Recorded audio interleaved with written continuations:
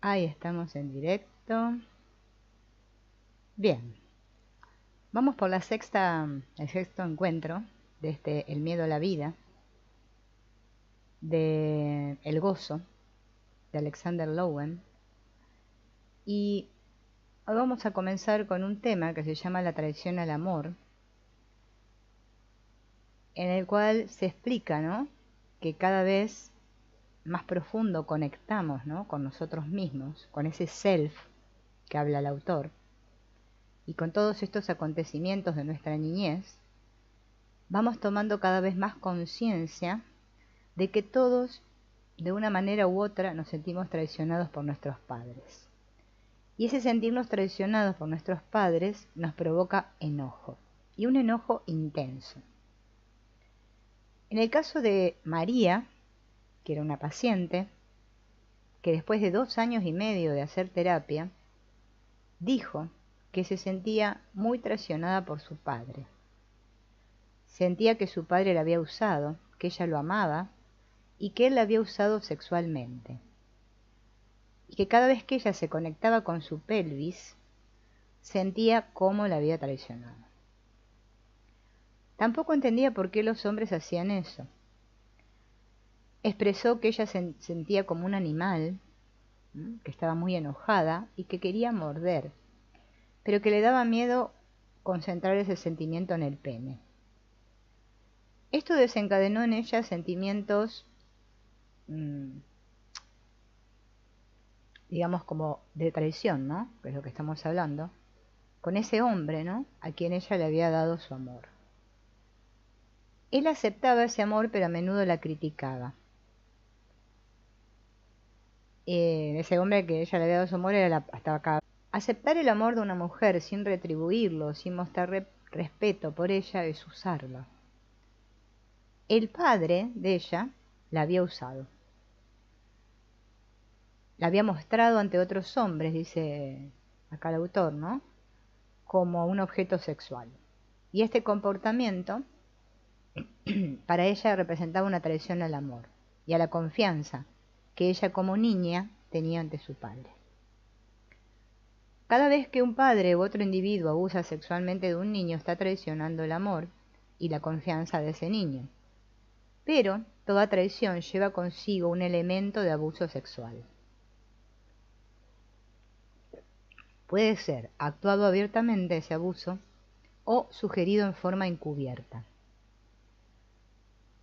Otro paciente, un hombre, experimentaba ese mismo sentimiento de traición, pero por parte de su madre. A él de niño le resultaba imposible enfrentar a su madre, porque su madre intentaba controlar casi todas las facetas de su vida y de su comportamiento, dando esto como resultado que él de adulto no podía hacer nada para sí mismo. Tenía que triunfar y hacer lo correcto para que su madre estuviera orgullosa de él. Él había sido su niñito de la casa y ahora funcionaba de la misma manera en la relación con su esposa. O sea, transfirió este comportamiento con su madre, pero con su esposa.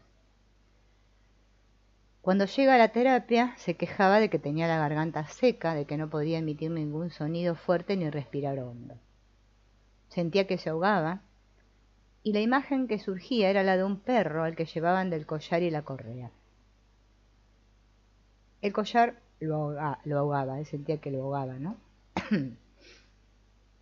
Porque su madre lo vestía bien y lo exhibía por todos lados como si fuese un premio, un perro premiado. Cuando se da cuenta de esto, ¿no?, él toma conciencia de que tenía que hacer sentir orgullosa a su madre y satisfacer su imagen de madre perfecta. O sea que su madre lo usaba para obtener satisfacción y excitación sexual al tener un varón que la adorara, ¿no? Era el mismo caso como de María, pero nada más que en este caso él lo estableció con su madre y María con su padre, ¿no?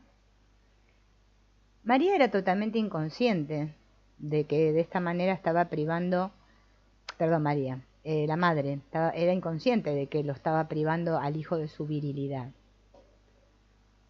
Sus acciones representaban la necesidad de hacerle a un varón lo que a ella le habían hecho de niña. Hemos visto acerca del enojo, ¿no? Que cada uno actúa sobre los indefensos y dependientes, los agravios y traumas que recibió cuando él mismo era un niño indefenso y dependiente, ¿no? El uso del poder en contra de otro siempre tiene connotaciones sexuales. O sea, cada vez que hay una persona que abusa de poder, esto en el trasfondo tiene connotaciones sexuales. Los padres usan su poder para disciplinar a su hijo y convertirlo en un buen niño, para que más tarde sea un buen adulto. Ser malo no significa ser negativo o hostil, sino ser sexual. O sea, como que inconscientemente se asocia esto de ser malo con ser sexual, ¿no? El buen niño siempre es sumiso, hace lo que se le dice, y si se porta bien, entonces va a recibir a cambio amor. Pero esto es una promesa falsa, porque lo único que está recibiendo es aprobación y no amor. Y fíjense en que nosotros, la mayoría de nosotros, buscamos aprobación de los demás, no amor. Le llamamos amor, pero es que es una aprobación, ¿no?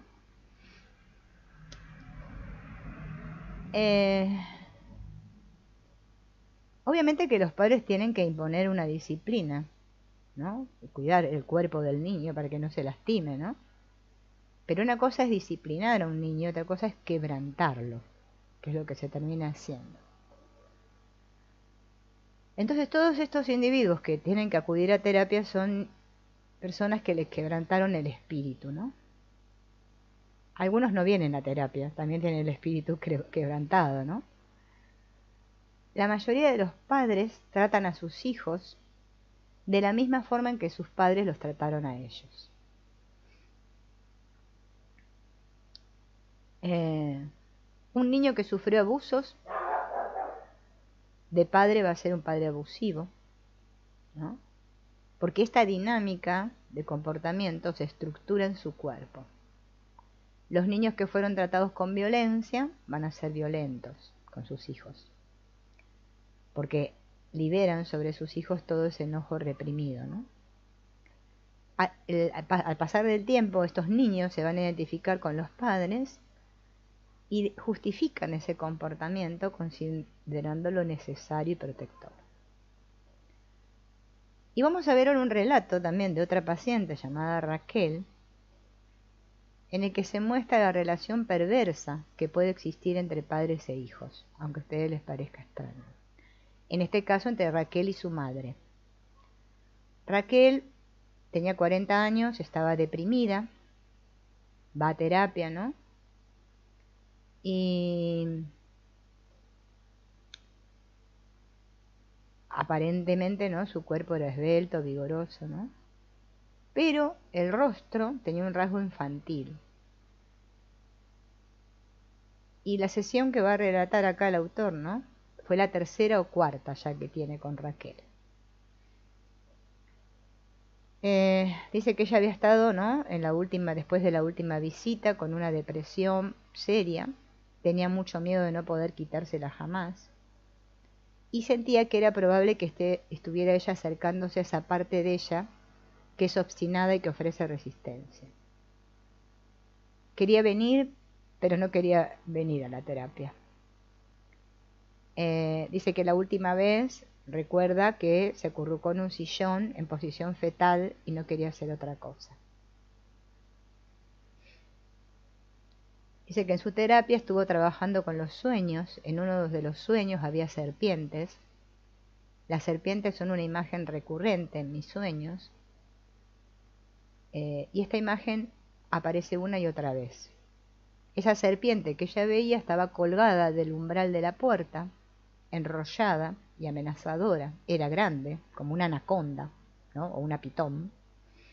Y estaba a punto de enroscarse alrededor de su cuerpo y la iba a apretar para matarla, ¿no?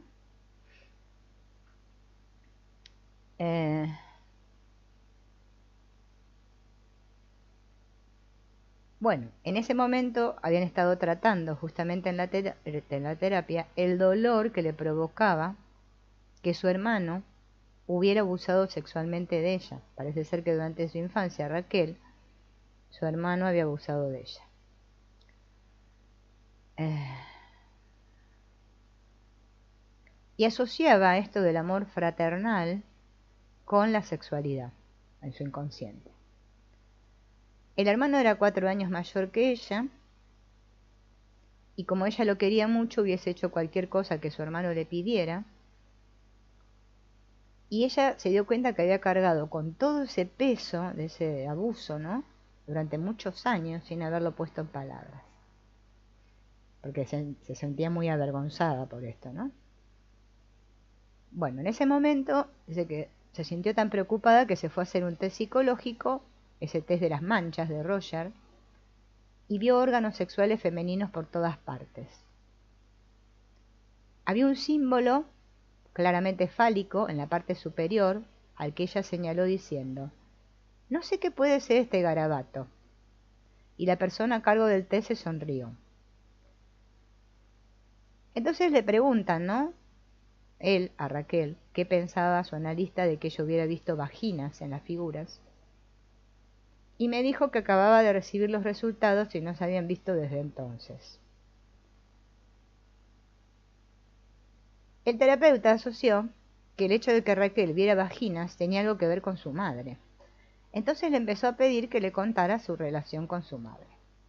Y ella dijo: tengo la sensación de que mi madre abusó sexualmente de mí, aunque parezca extraño, ¿no? Pero es así. Entonces dice que ella recuerda que algo le sucedió de niña, porque una vez dice que tenía una espina en la pierna y no dejaba que su madre se acercara para tocarle la pierna, ¿no? Pero la madre la tomó por la fuerza y ella gritaba socorro, estaba aterrorizada y que sentía una especie de aversión hacia ella, que tenía un claro matiz sexual. Raquel describió a su madre como la persona que tenía el poder en la familia. Ella manejaba todo, hacía que entre todos se enfrentaran, ¿no? O sea, como que dividía la familia, ¿no? Y ella sentía que mientras contaba esto, temblaba. O sea, eso le causaba mucho miedo, ¿no? Bien.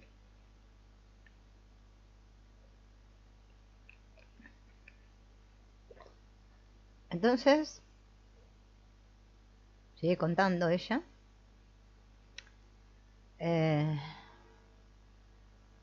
Y describe esto de la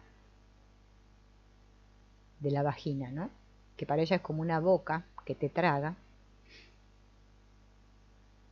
Y sentía que la madre deseaba poseerla, ¿no? Y también hacerla desaparecer. Y dice el terapeuta, ¿no? Le pregunta a Raquel: ¿vos sentías que tu mamá era hostil con vos? ¿Pensabas que sería capaz de matarte? Bueno, dice ella, me azotaba prácticamente todos los días. Seguramente, dice el terapeuta, hacía eso para quebrantar tu espíritu. A veces, dice Raquel, yo fantaseaba, ¿no? Hasta dónde podía llegar ella con esos azotes. Muchas veces decidía que no iba a llorar, que no iba a darle el gusto, pero después lloraba solo para que dejara de pegarme, ¿no? Yo creía que si no lloraba, me iba a matar. Sentía que mi madre tenía cada vez menos control de sí misma y que se ponía cada vez más furiosa al ver que yo no me quebrantaba. Bueno, ya el terapeuta estaba seguro de que la madre de Raquel sentía una atracción sexual hacia su hija, entonces le explicó que el comportamiento de su madre tenía como algo de lesbianismo. Bueno, dijo Raquel, me alegra de que le ponga un nombre. Creo que me tenía celos porque su niñez fue muy dura. Creo que abusaron sexualmente de ella. Ella es una mujer corpulenta, de huesos grandes. Yo nací con un cuerpo esbelto y femenino, y me parece que eso le molestó. Entonces, bueno, le explicó el terapeuta a Raquel que su madre se identificaba con su feminidad y quería poseerla. Raquel dijo que su madre era masculina, grandota y gorda y que solía buscar excusas para mirarle la vagina. Bueno, Raquel dijo que se sentía muy aturdida y comentó que la madre le ponía los pelos de punta, que sentía y siente rechazo hacia ella y que no soporta tenerla cerca. Luego contó un incidente que demostraba el poder diabólico que su madre ejercía sobre ella. Cuando fue a Alemania, dice que tuvo a su hijo, ¿no? No tuve problemas para darle de mamar, pero el mismo día que llegó mi madre de visita, me quedé sin leche para siempre, de golpe. Bueno, Raquel dijo que creía que lo que había hecho su hermano era una actuación de los sentimientos de su madre, no de los de su padre. Supongo que proyecta sobre mí que soy sexual, el odio que se tiene ella misma, y de esta manera me está diciendo que soy sucia y seductora. Entonces ella trataba de no ser así, seductora, ¿no? Había reprimido todo esto, ¿no? Y no era consciente de que lo que me hacía mi hermano era sexo. No sabía que era una intrusión, que era algo sucio, que me daba miedo y no me gustaba. Bien, ella al decir toda esta verdad se siente liberada y lo que dice, ¿no? Es que nunca había dejado de luchar para huir de su madre, del pasado, y esa lucha le había permitido sobrevivir, pero a su vez la había atado a su infancia. Es como imposible huir del pasado, el esfuerzo por lograrlo va a fracasar, porque lo que hace es que nos experimentemos siempre con la misma desesperanza y desaliento que sentimos de niño. Esta idea que tenemos muchos, ¿no? Que podemos huir del pasado es una ilusión que se derrumba una y otra vez frente a la realidad y hace que el individuo se deprima. Raquel intentaba cambiar el pasado constantemente, encontrar un amor que la salve y que le devuelva su autoestima. Es como el cuento de la Bella Durmiente, ¿no? Que cayó la maldición de la bruja malvada, que la había condenado a dormir 100 años, la sacó de la vida, rodeó todo el castillo con un matorral de espinas, y lo que salvó a la Bella Durmiente fue el amor de un príncipe joven que tuvo el coraje de atravesar todas esas barreras de espinas y despertarla, ¿no? También la historia de Cenicienta, que es rescatada, ¿no? Por el amor de un joven príncipe. El hada buena es la que se encarga, ¿no? En este caso, de ayudarla. Y este dice que es el sueño que tienen las jóvenes, ¿no? De que alguien las libere del poder maligno de una bruja o una madrastra malvada, en lo que se convierte cualquier madre que por celos se vuelve en contra de su hija.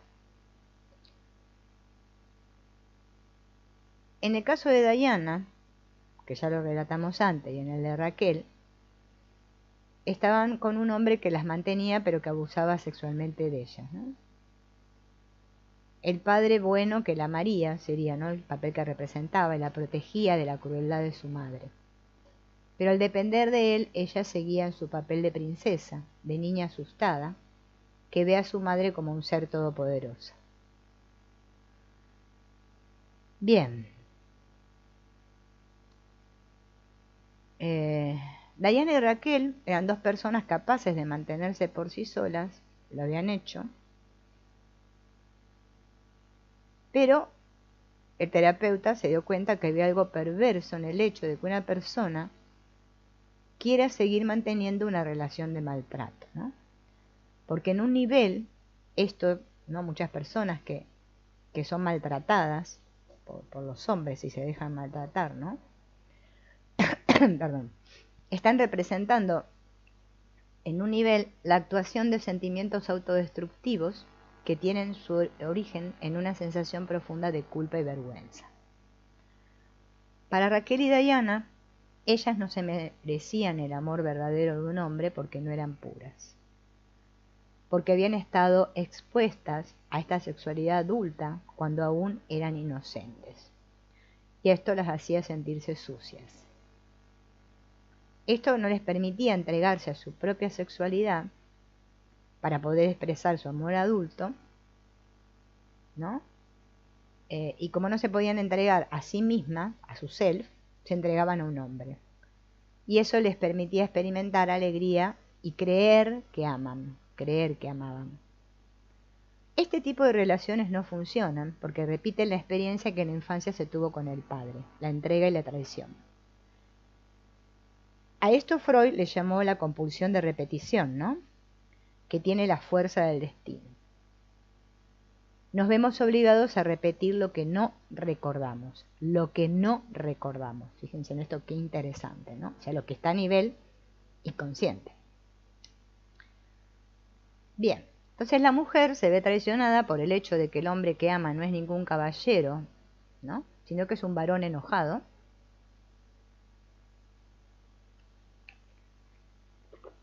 Que a su vez se siente traicionado por las mujeres. Entonces su historia revelaría que fue traicionado por su madre, que en nombre del amor lo usó y abusó de él. Ahora lo usa otra mujer, ¿no? Que espera que él sea su salvador, su protector y su proveedor. Pero él se da cuenta de que la persona con la que tiene un vínculo sexual es una niña y no una mujer. Entonces, en un nivel, el hombre también siente que está engañado por esa mujer y eso lo hace enojar. Y en otro nivel, siente el poder que tiene para poder herirla y abusar de ella. Actúa sobre su pareja en forma consciente o inconsciente esa hostilidad que sentía hacia su madre. Y la pareja se somete para demostrarle que no es como su madre y que realmente lo ama. Entonces eso es un juego perverso a nivel de relación de pareja, ¿no? En el cual están. ¿Qué motivos hay detrás de este comportamiento autodestructivos? Diana y Raquel, ¿eran masoquistas al permitir que abusaran de ellas? Bueno, el comportamiento masoquista es muy complejo porque el verdadero masoquista dice sentir placer cuando abusan de él.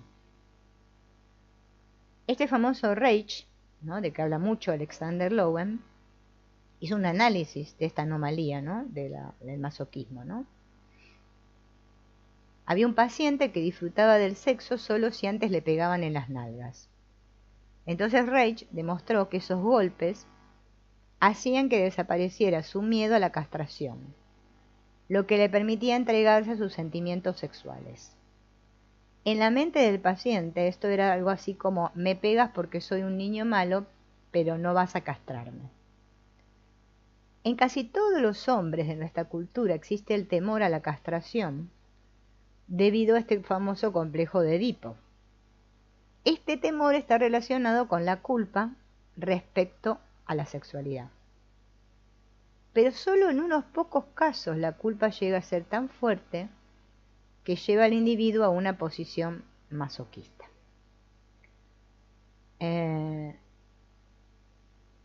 Bien, esto es un análisis que nos sirve, pero no explica el amor que Diana y Raquel expresaban por sus parejas, que las maltrataban. Parecía como que estos sentimientos eran auténticos y que si no tuvieran esos sentimientos ninguna se hubiese sometido a estos abusos. La idea de que se puede amar a la persona que nos hostiga no resulta tan extraña si pensamos que durante la niñez el hostigador es el padre-madre que al mismo tiempo nos ama. El padre de Raquel amaba a su hija a pesar de que intentaba seducirla y no podía protegerla de su esposa.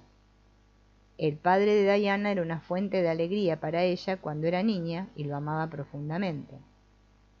Como padre que ama, le prometió estar siempre que ella lo necesitara, y como el padre no cumplió esa promesa, ella lo sintió como una traición. Bien. El niño se queda atrapado por esa traición porque siente que es más el resultado de la debilidad que una expresión de agresión. Un niño, con su profunda sensibilidad, percibe el amor de su padre aun cuando éste lo lastime. Percibimos los sentimientos que hay debajo de la superficie y confía en ellos. Es como si creyera que el maltrato es una expresión de amor. Raquel creía que su madre la quería aunque fuera de una manera pervertida, y que los golpes que le daban eran una expresión de amor sádico. No me lastimarías si yo no te importara. Esto es una convicción muy fuerte en los niños. Un niño podría decir, si es cierto que me quieres, ¿por qué no podemos llevarnos bien? Voy a hacer todo lo posible por colaborar. Esta declaración indica que el niño está preparado para entregarse y así ganar el amor que necesita. Si tenemos en cuenta que el niño es inocente, podemos entender que no pueda comprender ni enfrentar el mal. Sin embargo, sería ingenuo no admitir que el mal existe en el mundo humano. No existe en el mundo natural. Perdón. El hombre comió el fruto prohibido, ¿no? Ya venimos de la historia de Adán y Eva, ¿no? Y parece como que todos sentimos que estamos condenados, ¿no? A luchar contra el mal. Pero hay personas en las que el mal es tan fuerte que se le notan los ojos, ¿no? Perdón. Bien.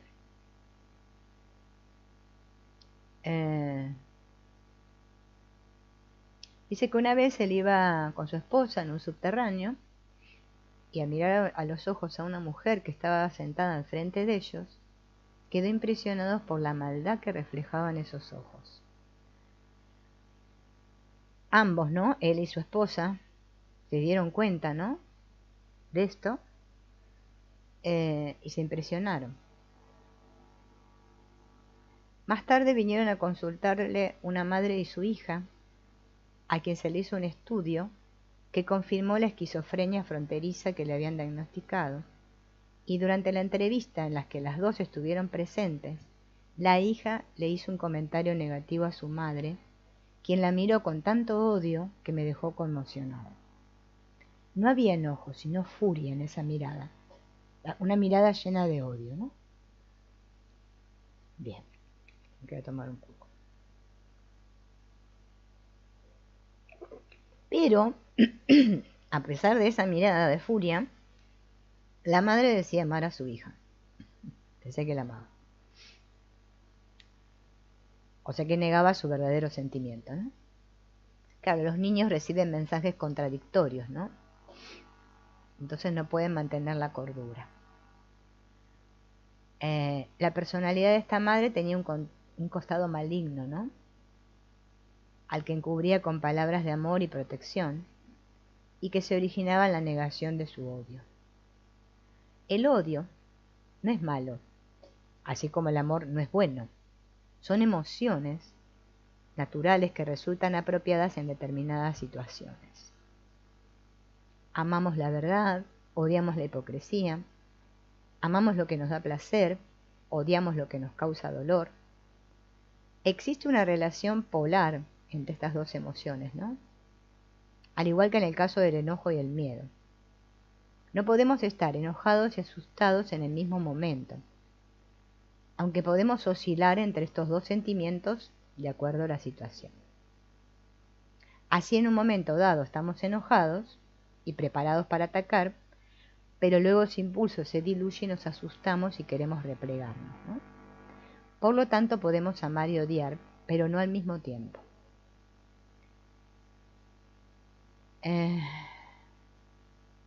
Sufrir una herida cuando nos encontramos en este estado hace que el cuerpo se contraiga y se repliegue. Si la herida es profunda, la contracción puede producir una sensación de frío, de congelamiento en el cuerpo.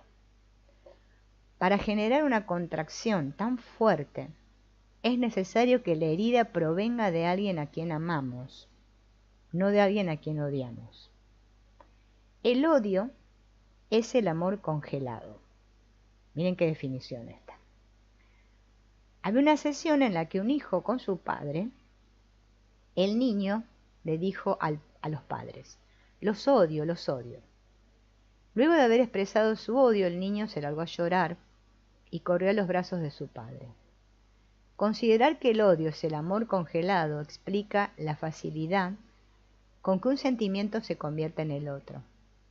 No podemos odiar si no somos capaces de amar, y viceversa. Cuando alguien a quien amamos nos hiere, nuestra primera reacción es llorar. ¿Bien?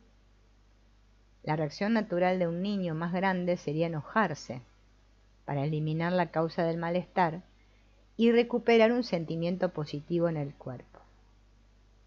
El objetivo de estas reacciones es restablecer la conexión de amor con las personas más importantes de nuestra vida.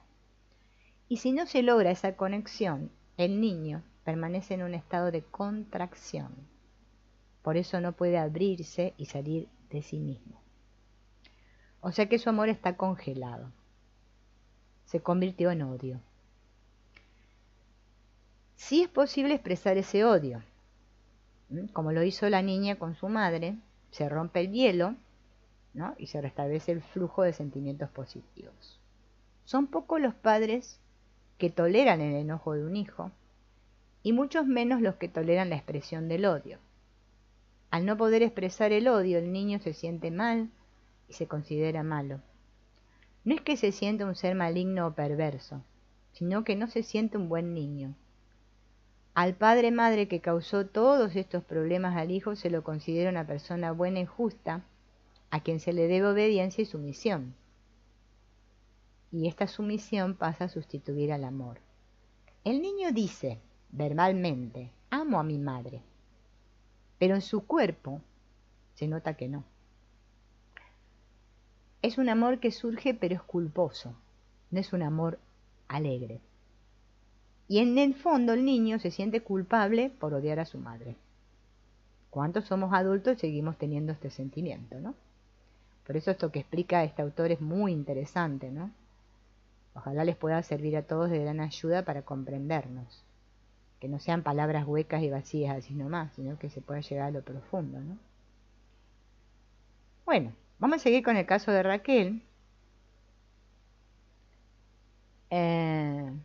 Que ella sentía que su madre aún tenía poder sobre ella, que ella no era libre, que era un títere más que una persona, pero que ella no podía movilizar ese enojo contra ella, ¿no?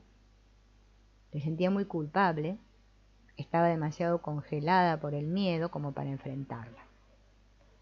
Porque en algún nivel ella sentía que su madre era una bruja, porque el comportamiento era inhumano, ¿no? Estoy seguro de que sentía algo de amor por su hija, pero cuando la atacaba parecía poseída por algún espíritu maligno. Odiaba a Raquel y podría haberla destruido. Ella había recibido un trato similar, o sea, la madre de ella, ¿no? De Raquel.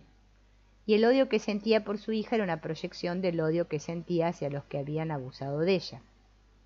Al disociarse del odio hacia sus padres, este pasó a ser una fuerza malévola que se convirtió en un espíritu maligno dentro de ella. ¿Raquel odiaba a su madre? Sí, pero también estaba disociada de ese odio. Entonces, ¿qué hacía? Lo volcaba hacia sí misma. Me odio por eso. Entonces, ella estaba, volvemos a decir, inmovilizada, congelada por el miedo, la culpa y el odio, y ninguna persona que esté así se puede entregar por completo al amor, al menos que acepte y exprese su odio.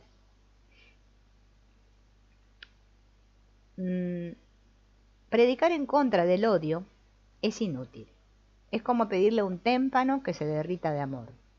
Si queremos ayudar a que las personas se liberen de las emociones negativas, es necesario comprender las fuerzas que dan origen a tales emociones. Y para eso primero debemos aceptar la realidad de esos sentimientos y no juzgarlos.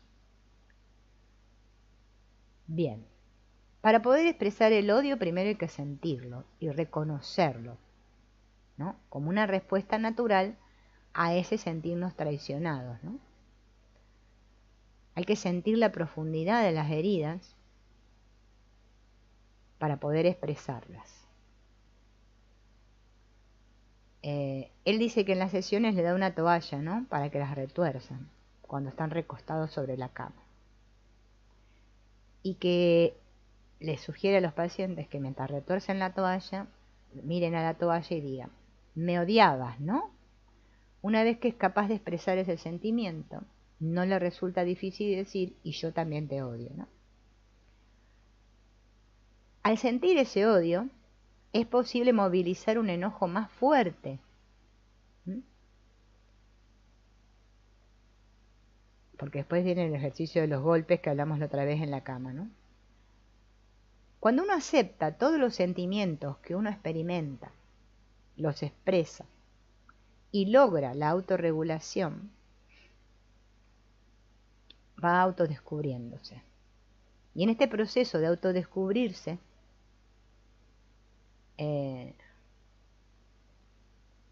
tenemos que comenzar por reconocer y aceptar la inocencia del niño, que no tiene conocimiento de los complejos problemas psicológicos de la personalidad humana. El amor que un niño siente por el padre y la madre, que es la contracara del amor del padre-madre por su hijo, está tan arraigado en la naturaleza que se necesita bastante sofisticación por parte del niño para cuestionarlo. El niño cree en el abuso y la falta de amor, que nadie lo ama porque él hizo algo malo.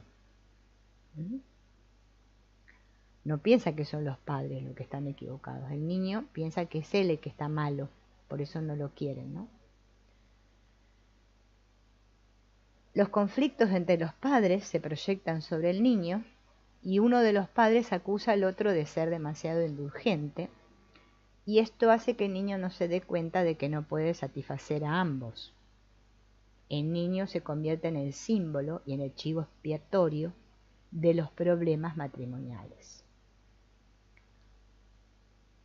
Entonces, ¿qué hace el niño? Trata de ponerse del lado de alguno de sus padres.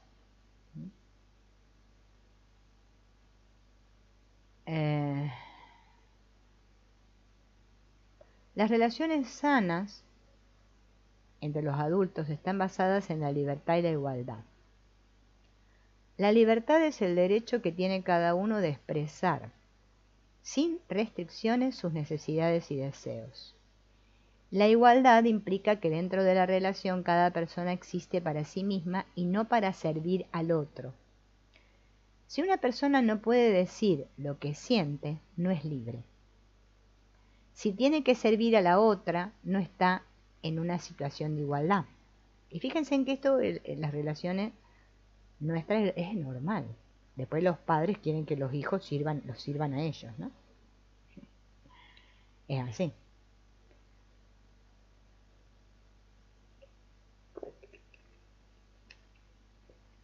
Entonces, ¿a qué llegamos? A que sentimos que no tenemos derecho en la vida. Porque nos censuraron tanto, ¿no? Y nos hicieron sentir culpables. Si no, yo le doy más prioridad a mis deseos que a los de mis padres, me siento culpable. Una niña dice que le dijo a su madre que estaba triste y su madre le dijo: no estamos aquí para ser felices, sino para hacer lo que se nos exige. Bueno, esta paciente terminó siendo la madre de su madre, que es algo que ocurre mucho, y así ella nunca se puede realizar y sentirse feliz. Esta traición al amor por parte de uno de los padres provoca en el niño un enojo muy fuerte contra ese padre-madre y no lo puede expresar. El enojo suprimido congela el amor del niño, que se convierte en odio y hace que el niño se sienta culpable y se vuelva sumiso. Ninguna persona puede sentirse libre igual si no libera esos sentimientos de enojo y odio, que perduran después en sus relaciones de adulto. Por eso toda relación comienza, ¿no? Toda dulzura, todo placer, todo amor. Pero después no profundiza, todo se desvanece. Y después todo se transforma en una separación o divorcio, ¿no? Cada vez tenemos más resentimientos, ¿no? Porque ese enojo que está suprimido va a actuar. Y va a hacer que la relación peligre.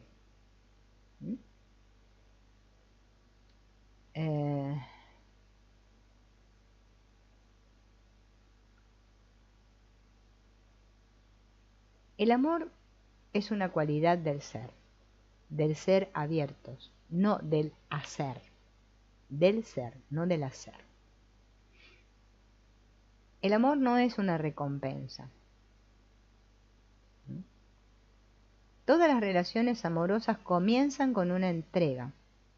Por lo tanto, esto impide la continuidad de las relaciones, ¿no? Si no hay una entrega real, ¿no? Impide que la relación continúe. Porque establecemos nuestras relaciones con un amor condicional. Si vos satisfaces mis necesidades, ¿no? Entonces yo te voy a seguir queriendo. Esto hace que sigamos reteniendo el enojo y el odio, y es como un cáncer en la relación, que la va corroyendo lentamente.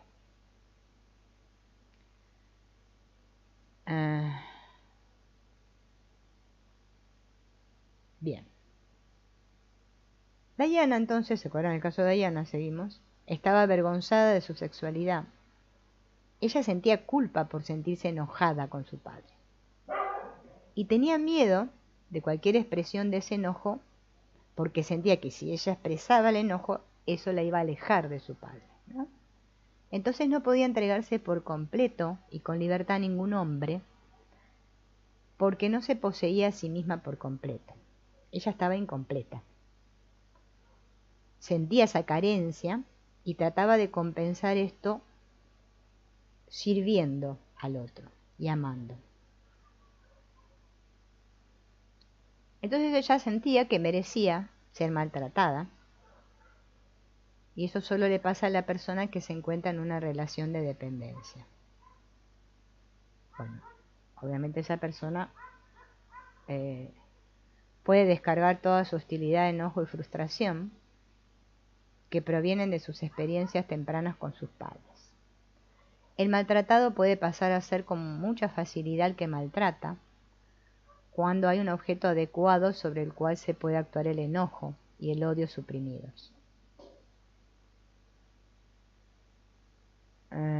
Cuando ves que yo establezco una relación en la cual yo estoy dependiente del otro, o sea, dependo para ser feliz que el otro me haga feliz, me voy a sentir después traicionada por el otro, porque el otro no hizo lo que yo necesitaba para ser feliz.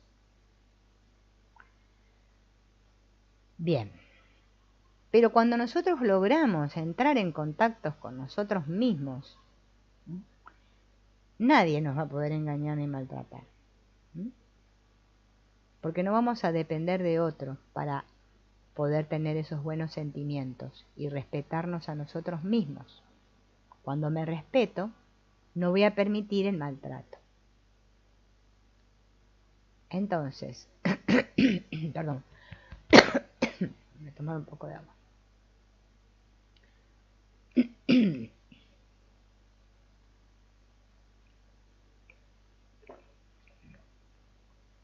Bien, entonces,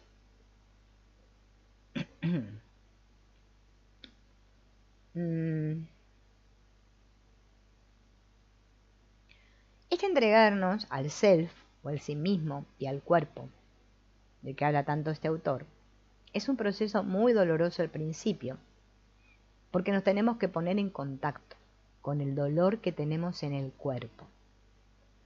Cada tensión crónica del cuerpo es un área de dolor potencial, el que sentiríamos si intentáramos liberar la tensión.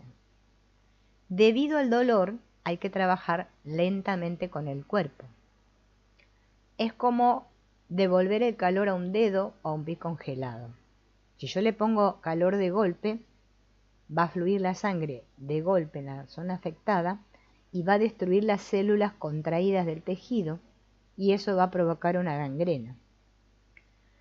Entonces, para poder ir expandiendo un área que está contraída, que equivale a soltar, no es algo que se va a lograr de un solo golpe, sino de a poco. El dolor se va a sentir igual, por más que tratemos de lentamente el asunto, ¿no?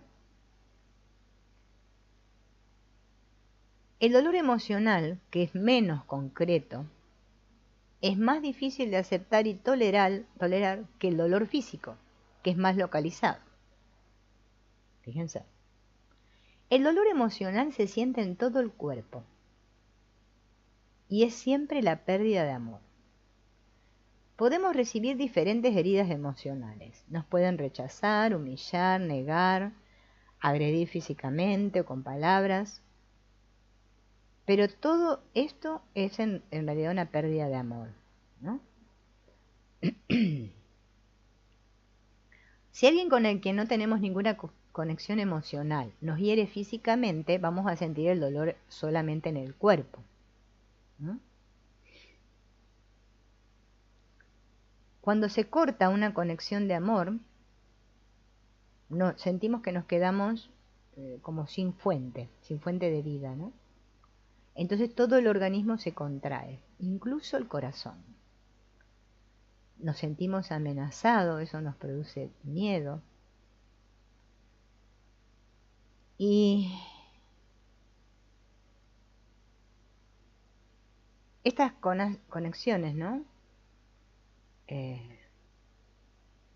Dice que ningún ser humano puede sobrevivir sin ninguna conexión, o sea, no podemos cortar todas las conexiones. Estos individuos que de niños pudieron sobrevivir a la pérdida de amor, van a ser de grandes personas con mucho miedo de romper una conexión. Algunos dicen que prefieren aguantar una mala relación antes que no tener ninguna, porque la mera idea de estar solas es aterradora, porque les despierta sentimientos que tenían en la niñez, porque para ellos de niños sobrevivir significaba formar parte de una familia. Entonces, cuando se siente solo, relaciona esto, ¿no?, con que va a dejar de ser el mismo, no es nadie, ¿no? O sea, si yo tengo un self débil, no voy a querer estar a solas conmigo mismo. La inseguridad, que hace que a una persona le cueste mucho vivir sola, también la afecta en su vida con otro. Necesitamos una conexión para reducir el dolor emocional, pero este nunca se libera a través de otro, porque esto provoca que cada vez nos sintamos más dependientes. Esto termina en el abuso físico, que muchas personas prefieren antes que sufrir el dolor emocional de estar a solas. El dolor emocional se descarga llorando, lo que libera al cuerpo del estado de contracción crónica. Y para que el llanto sea eficaz, debe ser tan profundo como el dolor. Y debe estar ligado a la convicción de que no tiene sentido buscar a alguien para que nos devuelva la dicha de la niñez, la inocencia y la libertad. Debemos construir un self más fuerte, energizando el cuerpo y sintiendo nuestro enojo. Una persona traicionada siente un enojo tan tremendo que llegaría a matar al que la traicionó. ¿Qué pasa cuando sentimos que el traidor es uno de nuestros padres?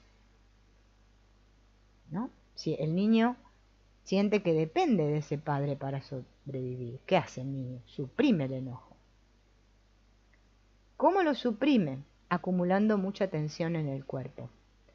Eso debilita su sentido del self, o sea, de sí mismo, y afecta la capacidad del individuo de ser agresivo o emprendedor para poder satisfacer sus necesidades.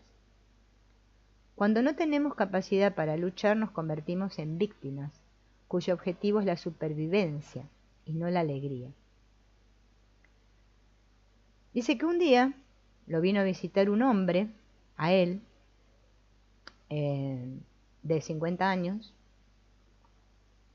que él sentía una sensación de tensión alrededor de la cintura y angustia y malestar en el vientre. A este hombre vamos a llamarlo Javier. Nunca había, por más que había hecho muchas terapias, nunca había podido llegar al problema, ¿no? Aparentemente, exteriormente, era un hombre fuerte, buen mozo, había tenido mucho éxito en su profesión, un buen matrimonio, era médico, como su padre, y estaba familiarizado con la literatura sobre la relación entre el cuerpo y la mente, ¿no? Y estaba preocupado porque su problema no progresaba, ¿no? No lo podía sanar. Entonces, cuando Alexander Lowen mira a este hombre, lo mira y mira su cuerpo, ¿no? Se sorprende en ver que toda la parte inferior del cuerpo del hombre tenía poca sensibilidad. Tenía las nalgas contraídas, los muslos y los pies estaban rotados hacia afuera. Observó una franja de tensión en la parte inferior de su espalda, pero Javier no sentía ningún dolor en ese lugar. Había un claro contraste entre ese adormecimiento en la parte inferior de su cuerpo y la vitalidad aparente de la mitad superior, que tenía un buen desarrollo muscular. O sea, como que había un contraste, porque de arriba parecía fuerte y musculoso y de abajo todo débil. Bien.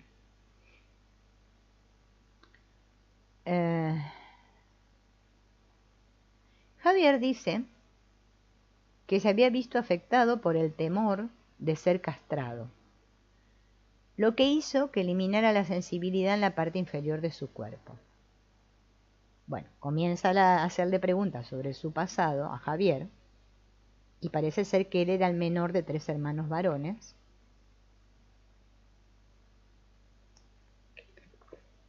Como era como el más pequeño, ¿no? El bebé de la familia, su madre sentía adoración por él, y esto había provocado un gran problema porque había despertado celos en su padre, porque la madre volcaba todo eso hacia el hijo. Y este enojo, ¿dónde lo dirigía el padre? Hacia el hijo, en vez de hacia la madre. Entonces el padre le pegaba cada vez que Javier hacía algo malo. Algo malo era no hacer lo que se le decía, o hacer algo que le habían dicho que no hiciera, o a veces contestarle a los padres. Bien, entonces el cuerpo atestiguaba que había sido duramente castigado. El padre justifica esos castigos diciendo que son por el bien. Entonces el niño así aprende a distinguir lo que está bien y lo que está mal. Entonces él se había transformado en un niño obediente. Le iba bien en el colegio. Pero a pesar de que en la superficie su vida estaba llena de éxito, había algo dentro suyo que lo molestaba y lo perturbaba. Y a través de ese síntoma físico se daba cuenta de que algo le faltaba. Bueno, él reconoció que tenía alguna relación, el complejo de Edipo, ¿no?, con su madre, pero no encontraba ninguna relación entre este complejo de Edipo con la madre, con su conflicto y su problema. No sabía que tenía una grave castración psicológica, ya que no tenía problemas sexuales, disfrutaba de las relaciones con su mujer, pero le faltaba pasión.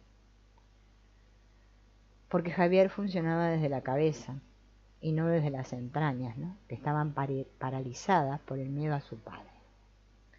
Sin pasión no puede haber alegría. Bien. El problema de un individuo siempre se manifiesta en el cuerpo.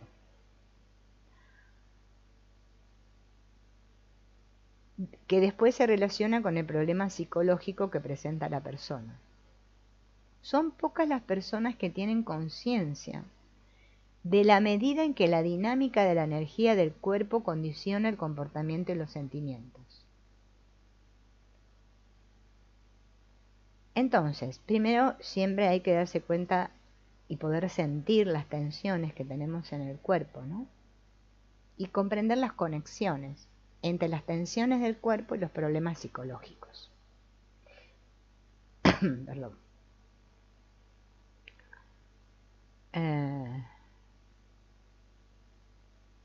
a ver.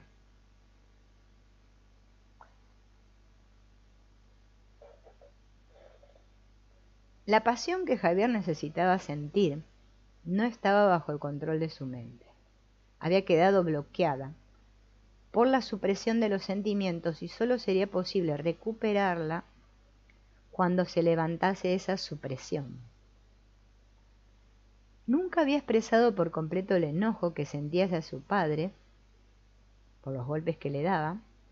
Eso había quebrantado su espíritu y se convirtió en un buen niño que respetaba a su padre y hacía todo lo que esperaran de él, ¿no?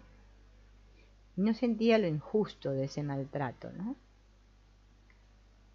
No sentía enojo hacia su madre por no protegerlo y permitir que su padre, celoso y lleno de enojo, lo golpeara. Contuvo su enojo tensionando la parte superior de la espalda y no podía aflojar porque no tenía una base sobre la cual pararse. Había retirado la energía de la parte inferior de su cuerpo porque sentía culpa por el vínculo sexual que lo unía a su madre. No era consciente de esa culpa, pues no estaba conectado con su enojo. Así que él tenía que sentir su pérdida para movilizar el enojo que necesitaba a fin de liberar su cuerpo. Bueno, comenzó haciendo ejercicios de enraizamiento, ¿no? Y para que él pueda sentir las piernas, justamente.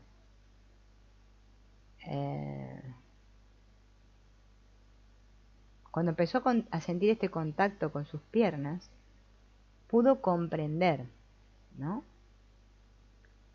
Después, con la banqueta esta que trabaja este autor, ¿no? En la bioenergética, la respiración, se dio cuenta que era poco profunda, que tenía el pecho cerrado. Era consciente de que estaba conteniendo sus sentimientos y que no podía soltarse. Por eso no podía sentir su enojo, ¿no? Bien, se le pidió que dijera, mientras estaba recostado, déjame en paz.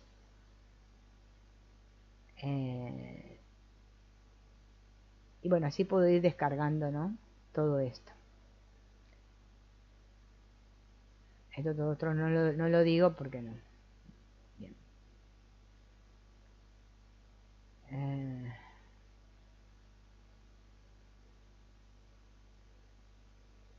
Un niño que es golpeado, de pequeño, ¿no? De adulto va a tener dos caminos posibles.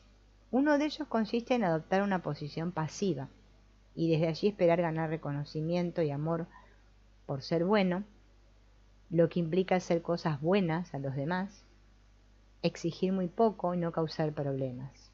Y Javier se había puesto en esa categoría. El otro camino consiste en rebelarse y actuar la rabia que hay dentro, que es el que siguen los individuos que maltratan a sus hijos y parejas. Algunos oscilan entre estos dos modelos, ¿no? Los modelos neuróticos se mantienen merced a la ilusión de que alguien pueda darnos el amor que deseamos con tanta desesperación. Pero nadie puede amar realmente a estos individuos que están llenos de culpa y no se aman a sí mismos. Sería como echar agua en un colador. Es difícil amar a alguien que no siente alegría por su propio ser y por lo tanto no puede responder a ese amor con alegría. El fracaso de las relaciones tiende a hacer que los individuos pasivos se vuelvan más pasivos y que los enojados se vuelvan más agresivos. Si la persona niega la traición, aunque lo haga en forma inconsciente, se traiciona a sí misma y así se prepara para repetir en su vida adulta la experiencia de la niñez. En muchos aspectos, este caso de Javier era parecido al de Raquel, porque ambos habían sido víctimas de abusos físicos, ¿no? Por personas del mismo sexo. Raquel por su madre, Javier por su padre. Pero Raquel se odiaba a sí misma por no lograr la independencia económica. Y Javier tenía mucho éxito, ¿no? Se sentía orgulloso de su posición profesional. Su actitud ante la vida era positiva, ¿no? Era de estas personas que dicen, lo voy a lograr, no sé qué. Eh, entonces no sentía ninguna animosidad para con sus padres por el daño que le habían hecho. Él estaba convencido de que podía superar ese daño con buena voluntad y esfuerzo. Pero eso no era suficiente, porque eso lo que hacía era aumentar la intensidad del enojo. No lograba liberarlas. Por eso hacía terapias y no sacaba esa sensación, ¿no? Esa tensión que tenía. Bien. Entonces, esto había hecho que su cuerpo se divida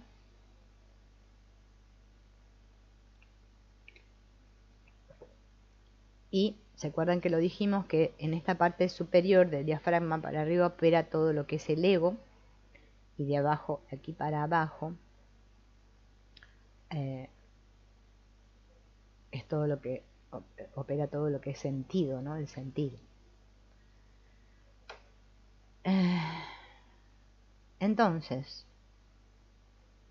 él no sentía pasión, ¿se acuerdan que estábamos en ese tema, no?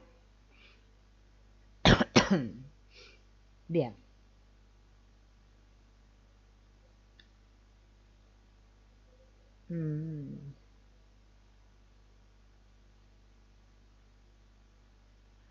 Otro caso.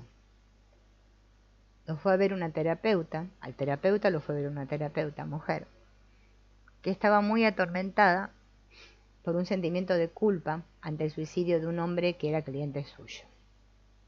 Ella sabía muy bien que no era responsable de esa muerte, pero pensaba que debería haber prestado más atención a sus expresiones de angustia, las cuales podrían haberle indicado sus pensamientos suicidas y que debería haber hecho algo más para aliviar la angustia de ese hombre y evitar que se suicide. Bien. Entonces no se podía sacar la culpa a ella por esto. Ella se describía a sí misma que era una persona dócil, que no era agresiva, ¿no? Y que era incapaz de hacerse valer.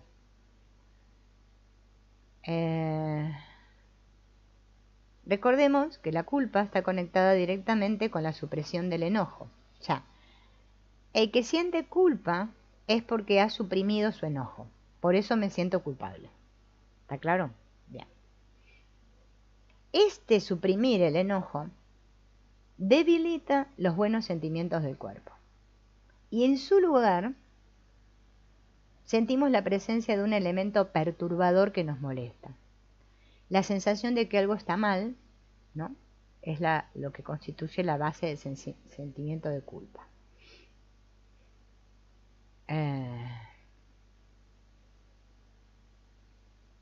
A la sensación de que algo está mal, se le suma un juicio que emitimos sobre nosotros mismos, en el que determinamos que deberíamos hacer algo más, esforzarnos más, ser más responsable, ¿no?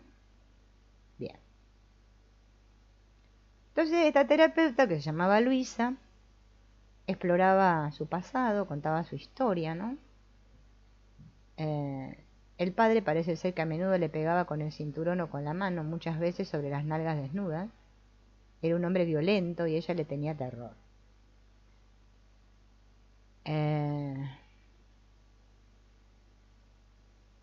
Le preguntó, ¿no?, el terapeuta a Luisa si alguna vez había deseado que su padre se muriera, y ella dijo que no, ¿no? Pero el terapeuta estaba seguro que ella dentro tenía suprimida una furia asesina contra su padre.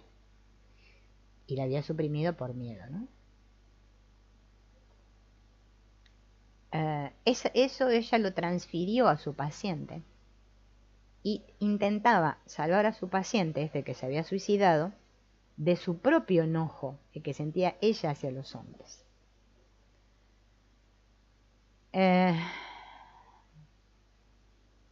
Entonces, ¿qué ejercicio hizo él con ella? La hizo sentar en una silla frente a él, le hizo cerrar los puños, proyectar la mandíbula inferior hacia adelante, abrir bien los ojos, sacudir los puños contra él, ¿no?, contra el terapeuta, y decir: te mataría, te mataría. Tuvo que intentar el ejercicio muchas veces, Su mirada se volvió maniática y sintió la furia asesina que había en ella. En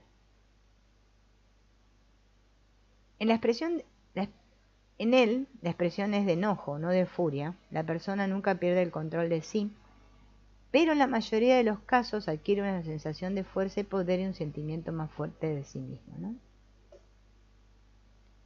Bueno, entonces Luisa empezó a conectar este enojo hacia su padre con la culpa que sentía por el suicidio de su cliente. Cuando una mujer suprime su enojo contra el padre porque éste traicionó su amor, lo va a transferir a todos los hombres. De la misma manera, los hombres que suprimen el enojo hacia su madre, que los dominó o no los protegió de un padre hostil, proyectan ese enojo sobre todas las mujeres, que representan la madre seductora y al mismo tiempo castradora. El hombre no se siente libre de ser él mismo hasta que no expresa su enojo, y eso obstaculiza sus relaciones con las mujeres. Y culpamos a nuestra pareja por la falta de satisfacción en la relación, que en realidad proviene de una insatisfacción en nosotros mismos. Cuando culpo a la pareja, es como traicionar el amor que recibimos. Y para que una relación amorosa funcione, tenemos que darle un sentimiento de alegría. Y esto exige que no sintamos culpa, y así podamos expresar todos los sentimientos en forma directa y apropiada. Para eso tenemos que conocernos a nosotros mismos. Bien. Vamos a continuar. Esperen que voy a adelantar un poco esto, porque todo esto no lo vamos a leer.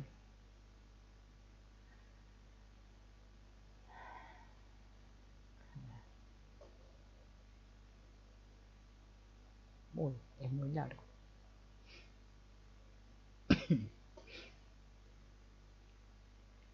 Bien.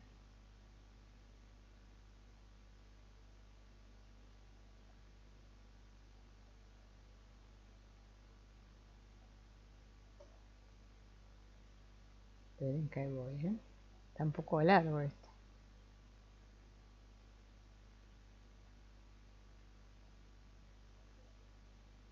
A ver acá. Ahora, el miedo. La emoción paralizante del miedo. Temazo este, ¿no? Me estás volviendo loco. Algunos son conscientes de su miedo y otros lo niegan. Pero muy pocos están en contacto con la profundidad de ese miedo.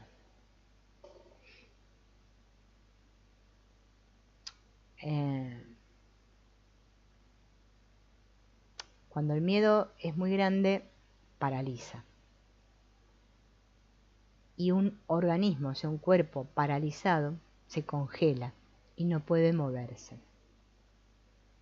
Cuando el miedo no es tan grande, siente pánico y huye.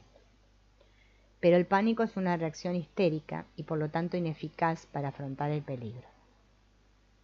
Cuando los niños tienen miedo a sus padres, que pueden ser irracionales y violentos, no tienen a dónde huir, se aterrorizan, quedan congelados por el temor. El niño que teme a sus padres no tiene escapatoria, entonces tiene que hacer algo para superar ese estado de parálisis. ¿Qué hace? Niega y suprime el miedo. Moviliza su voluntad en contra de ese sentimiento. Aprieta los músculos de la mandíbula, diciendo, no voy a tener miedo. Al mismo tiempo se disocia de alguna medida del cuerpo y de la realidad, y niega el hecho de que sus padres sean hostiles y amenazadores, ¿no? Esto lo hace todo para sobrevivir.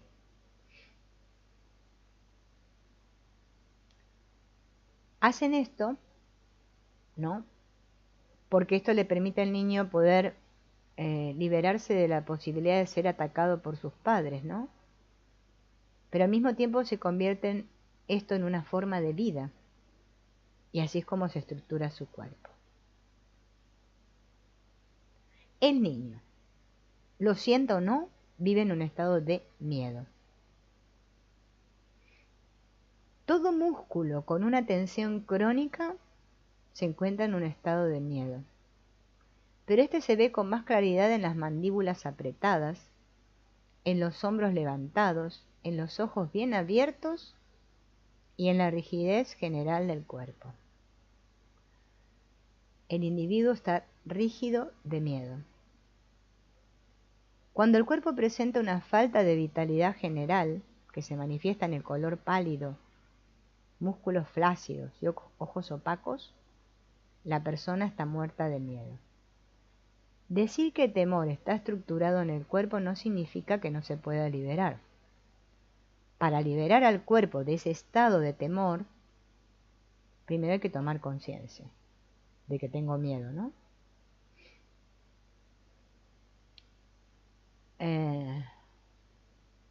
El paciente tiene que enojarse, pero enojarse tanto como para volverse un poco loco, un poco fuera de control. Esto despierta el fantasma de la locura, el temor de que si dejase de controlarme me volvería loco.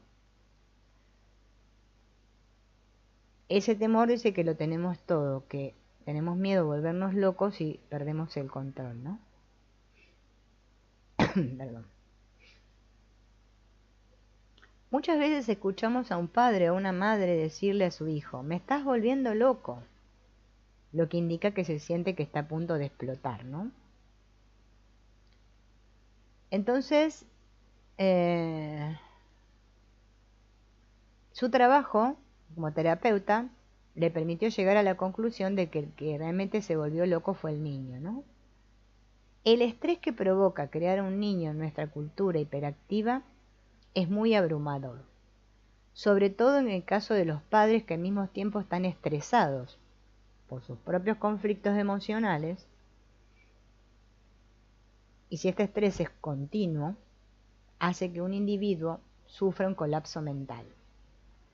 Pero a los padres esto no les sucede, porque descargan su estrés gritándole a sus hijos. El niño, sin embargo, no tiene esa salida, tiene que soportar el maltrato. Entonces, ¿qué hace? Se adormece y se disocia de su cuerpo.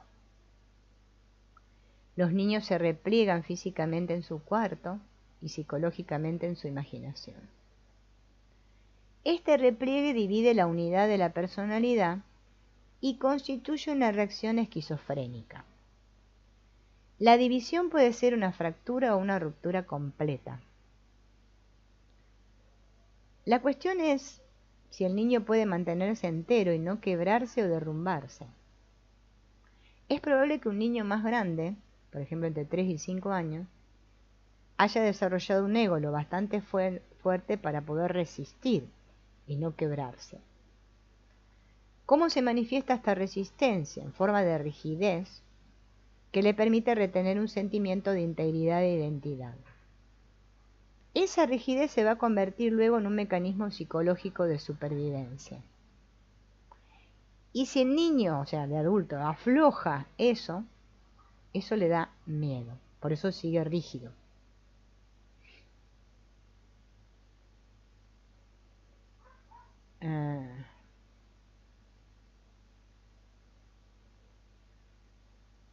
Bien. Esperen que esto lo voy a sacar. Bueno, este es el caso de Esther. Esther es otro caso que parece ser que fracasó su segundo matrimonio.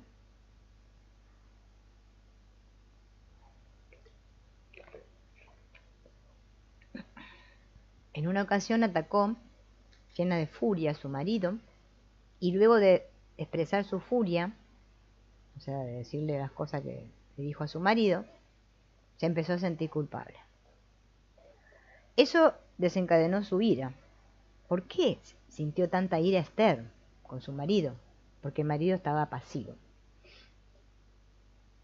Porque ella decía que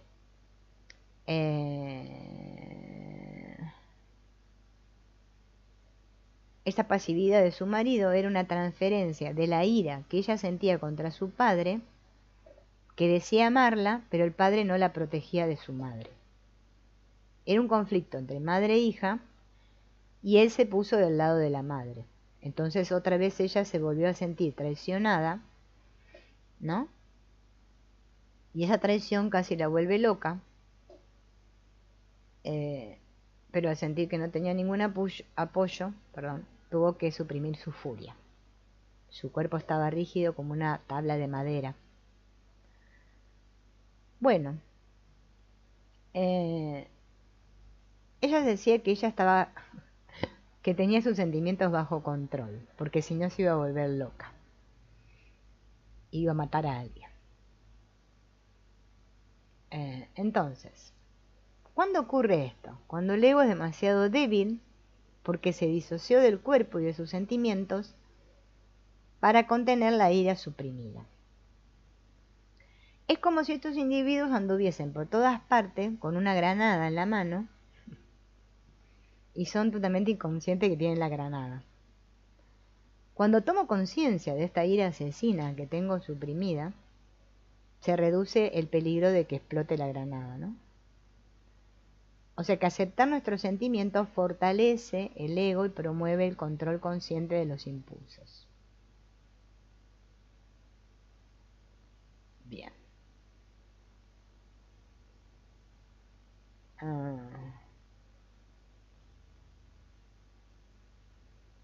Hay niños a los cuales quizás no se les pega físicamente, pero se los critica constantemente, ¿no? Y eso también quebranta su espíritu. Se les dice que todo lo que hacen está mal, que nada de lo que hagan merece aprobación. Entonces, Esther era un ejemplo de este tipo de tortura. Ella era muy educada, considerada, pero su vida era un desastre. Nada de lo que hacía la gratificaba. Le había ido mal en su matrimonio y en su profesión. Eran 2 matrimonios en los que había fracasado. Ella quería hacer lo correcto, lo mejor, pero no funcionaba. No obtenía el amor que quería con tanta desesperación. De niña había intentado satisfacer a su madre, ganarse su amor sin lograrlo. Pero su madre criticaba y anulaba todo lo que ella hacía. Dice que cuando tenía 8 años la madre la hizo ponerse de pie y le sermoneó por su mal comportamiento. Y la madre encima, como ella se enojó, frunció el ceño, le decía, no te atrevas a poner esa cara cuando te estoy hablando. Esto la había congelado de niña, ¿no? Y provocó que le sintiera miedo hacia su madre, ¿no? Bueno, entonces, aparte de estar congelada, estaba deprimida porque no podía concretar sus deseos, y la ira asesina contra su madre, estaba encerrada detrás de un exterior rígido y era inaccesible para ella.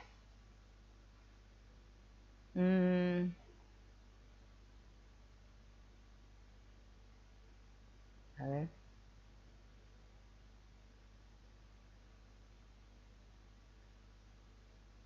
Bien.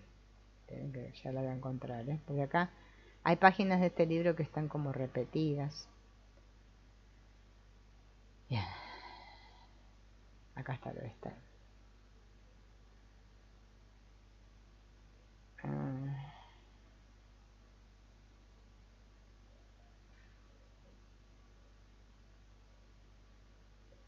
Bueno, acá vienen otros casos menos el de Esther. Se perdió el caso de Esther. Bueno, no importa. Son todos casos que va contando el autor, ¿no?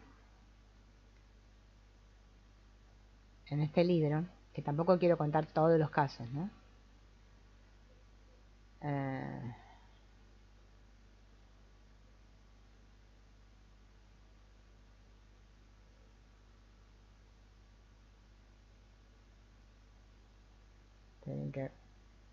Tengan paciencia, ¿eh? Que ya llego.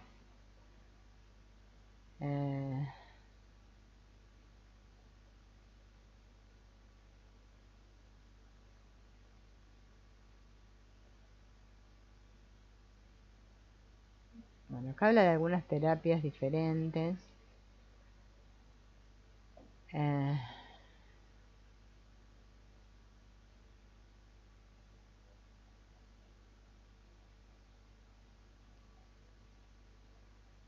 este autor tiene otro libro que explica específicamente toda la terapia, ¿no? De la bioenergética. Eh,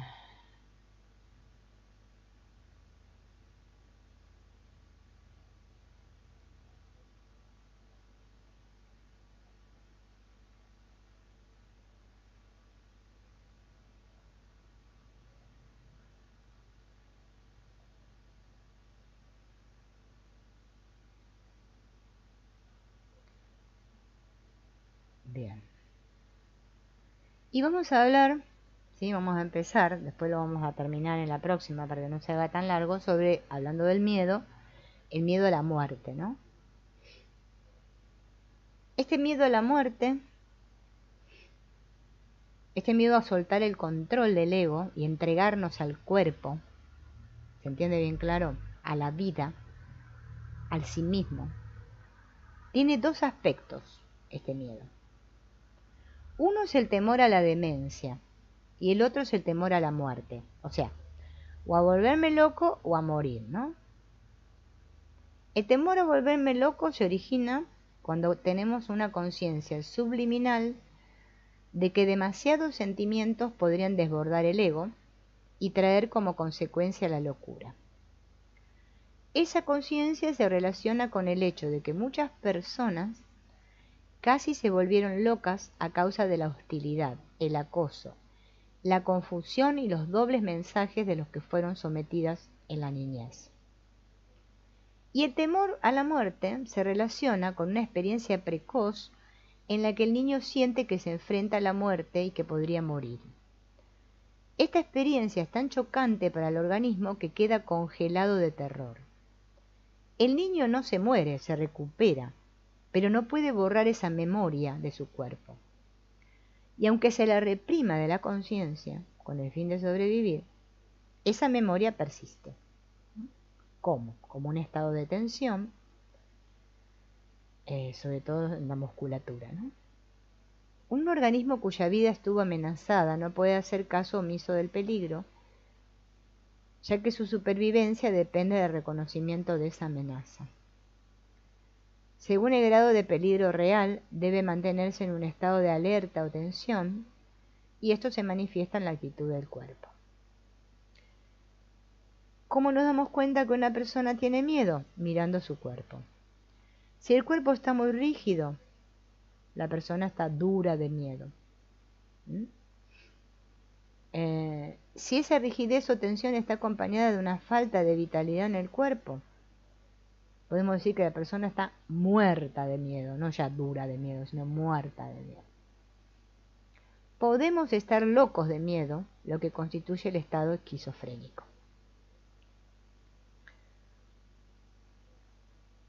Hay individuos donde la tensión se observa en el pecho, que tienen muy inflado, ¿no? Eso denota un pánico subyacente. Las personas no sienten cuán atemorizadas están, a menos que se vean amenazadas por la pérdida del amor o la seguridad. Sin embargo, el temor está siempre allí, debajo de la superficie, y no permite esto que se entreguen a la vida y al cuerpo. O sea, son como sobrevivientes, ¿no? Que transitan por un camino estrecho entre el exceso de sentimiento, que provoca el temor a la locura, y la escasez de sentimiento, que provoca temor a la muerte. O sea, si no siento nada, tengo miedo a morir. Si siento mucho, tengo miedo a volverme loco.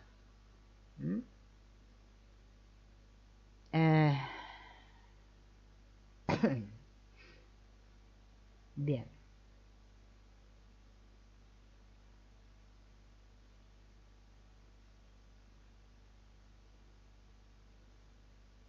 Bien, mis pacientes.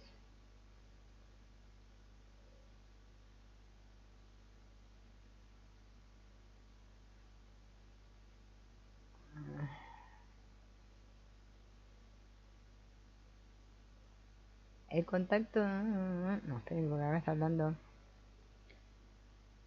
Dice...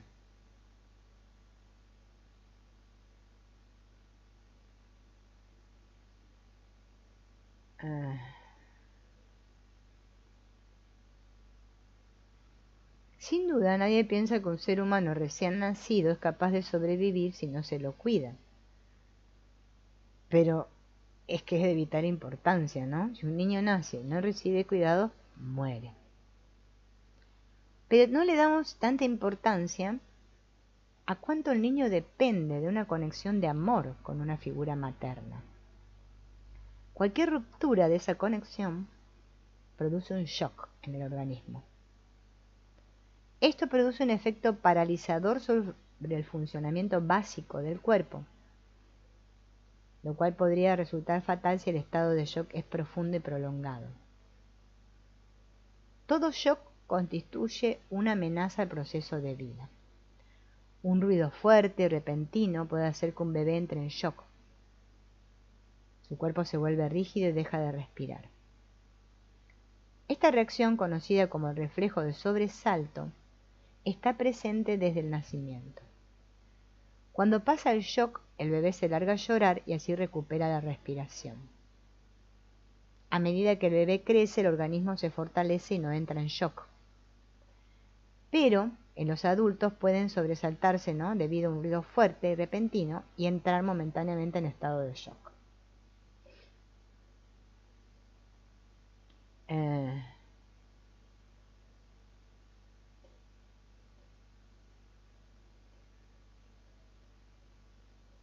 También esto después más adelante, ¿no? Un chico puede entrar en estado de shock cuando sus padres le gritan, cuando los miran enojados, ¿no? O la mamá le dice no te quiero más, ¿no? Bien. Así el niño va a sentir que su vida está amenazada. Todos de niños recibimos shocks, dice el autor acá.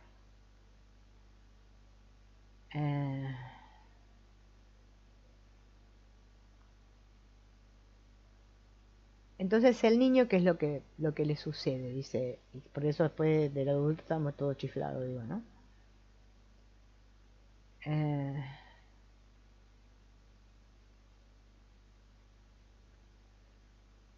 Negamos, para poder sobrevivir, negamos esta realidad, ¿no? Es decir, la amenaza esa que sentimos, ese temor a la muerte, esa sensación de vulnerabilidad, esforzándonos para mantener la conexión con nuestro progenitor, de la cual necesitamos para vivir. Esto se va convirtiendo en una gran lucha que el individuo va a librar como niño o adulto durante toda su vida.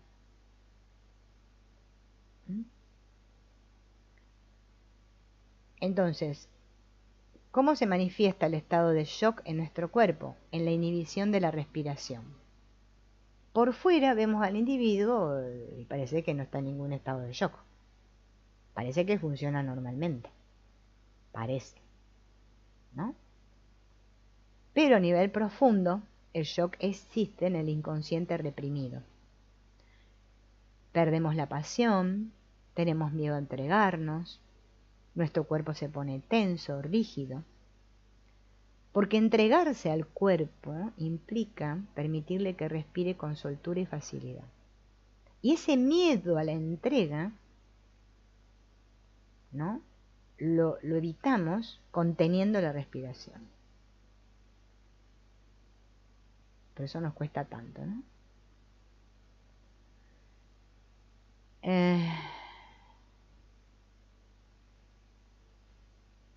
El esquizoide, dice este autor, ¿no?, el esquizofrénico esquizoide, presenta un terror subyacente, ¿no? Entonces paraliza toda la acción.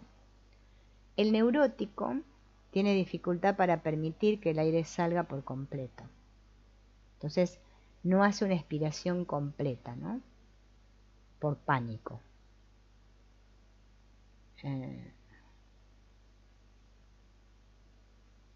El que siente terror queda congelado. El que siente pánico busca huir del peligro. En el caso del terror, sentimos el peligro como una amenaza abrumadora que se cierne sobre nuestra existencia. En el caso del pánico, el peligro constituye una posible amenaza a nuestra existencia. ¿Por qué? Porque hemos perdido la conexión o con el padre o con la madre, ¿no? Pero cuando se restablece esa conexión, puede salvar su vida.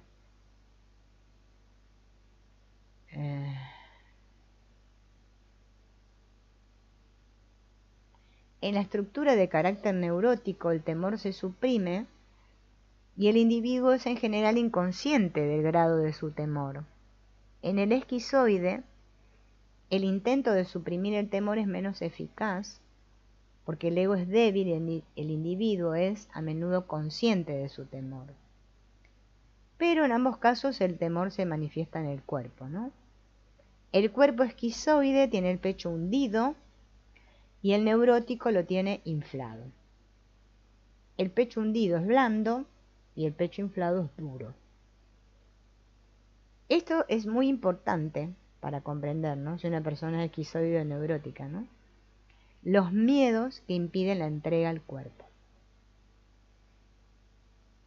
El terror inhibe cualquier tipo de acción agresiva y como la inhalación es un acto agresivo en el que el organismo absorbe aire, la fuerza de ese acto constituye un buen indicador de la capacidad de agresión del organismo. Es decir, de la capacidad de esforzarse por obtener lo que necesita y quiere. La exhalación es una acción pasiva, es soltar, relajar, ¿no? El temor a soltar hace que el adulto neurótico se aferre a los demás como se aferraba a su madre durante la niñez. El niño pequeño se aferra a su madre, al cuerpo, porque es su seguridad, ¿no? Y más tarde, cuando crece,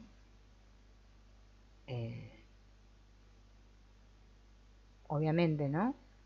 Esa seguridad que representaba la madre se reemplaza, ¿no? Por una sensación que surge del self y del propio cuerpo, pero la seguridad en el self se desarrolla de acuerdo con el grado de seguridad que el niño haya sentido en la conexión con su madre. Cada vez que esta conexión se ve amenazada, el cuerpo del niño se contrae, la respiración resulta afectada, se reactiva la necesidad de la madre y aumenta la dependencia. El pánico puede surgir en cualquier momento de nuestra vida, cada vez que se ve amenazada, ¿no? Perdemos el control de nuestras acciones, corremos desesperadamente para huir del peligro, ¿no? Y empiezo a respirar rápido y poco profundo. Hay personas que cuando se enferman sienten pánico, ¿no?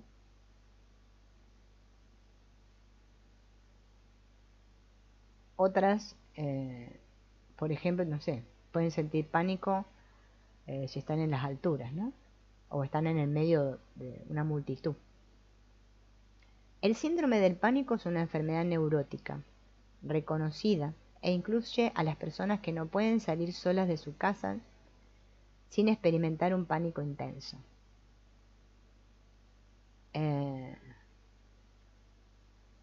Sienten esto porque sienten que su vida corre peligro. Es una sensación irracional, ¿no? Por eso sabemos que está evocando un recuerdo grabado en el cuerpo de una situación de la niñez en la que su vida estuvo en peligro. Puede ser, y la más común dice el autor, que es que el niño llora y la madre no responde, ¿no? Si ella no responde, el niño siente que pierde a su madre. Esto constituye una amenaza a su vida. La necesidad lo lleva a llorar cada vez más fuerte y durante más tiempo. Ese llanto que va haciendo, consumiendo las energías del niño, quien de repente puede verse en un estado de pánico, respira con dificultad y no puede recuperar el aire. Y ahí es donde empieza a controlar.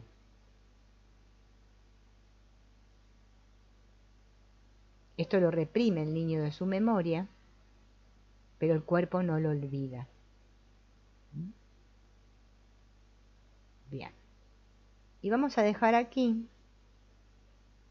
¿no? Ya no nos queda mucho de este libro. Nos queda, pero no queda tanto. Yo creo que para una parte más. Después podemos empezar a ver otro, ¿no? Hola, Rocío. Me acordé, viste, hoy de tu nombre. Bueno, nos veremos en la próxima. Voy a ver si ahora dentro de un rato preparo el otro directo, el de los órdenes del amor. Y bueno, en un ratito nos vemos. Espero que esta información les sea útil y la puedan aprovechar. Chao, hasta luego.